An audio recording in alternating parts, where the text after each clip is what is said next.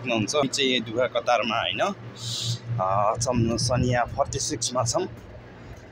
बाहिरको तापक्रम भन्दा पनि छ तपाईको 40-45 डिग्रीको हाराहारीमा छ हैन।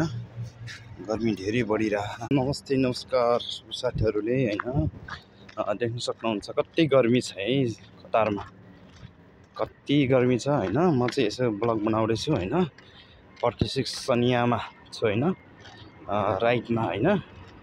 कति गर्मी छ अनि देख्न सक्नुहुन्छ बिल्डिङहरु छ हैन। अनि यस्तै राम्रो छ, कस्तो लाग्छ तपाईहरुले सल्लाह सुझाव पनि दिनु होला हैन। कुन ठाउँ भनेपछि सनिया 46 मा छन् हैन। पुरा बिल्डिङहरु छन् अनि तपाईको यहाँ एउटा बगला बन्द भएको छ, गाडीहरु सक्नुहुन्छ देख्न सक्नुहुन्छ दर्शकहरु। अनि यस्तै हो, गर्मी छ, समुद्र पारी बिरानो ठाउँ भए पनि हैन यस्तै हो हैन। म देखेको छैन भन्नु होला तपाई, म चाहिँ देखाउँछु, देख्ने कोसिस छु हैन। यस्तै गर्मी छ देख्न सक्नुहुन्छ हैन। कति गर्मी छ अनि दर्शकहरु म पनि जाँदै छु हैन। म पनि भक्कु अब म पनि मार्केटतिर जाँदै छु।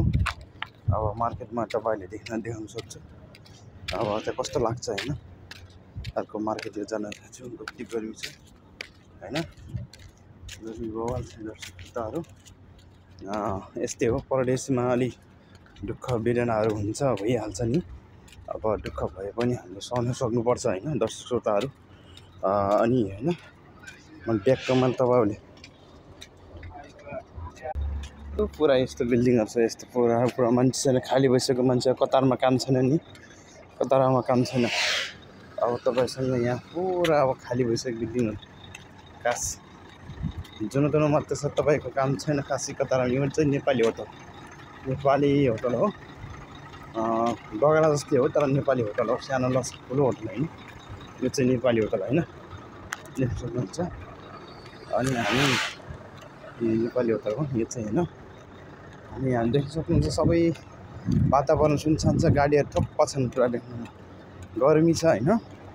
अब एकदम गर्मी नै हुन्छ। अब यो हामी यो फ्याक्ट्री हो चाहिँ सिन्धुको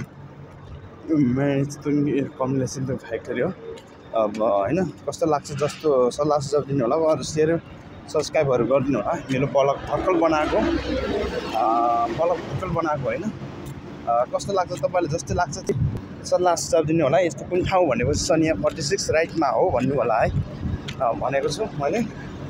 अनि दर्शकहरु सबै विदेशमा स्वदेशमा बस्नु भएका सम्पूर्ण दाजुभाइ दिदीबहिनीलाई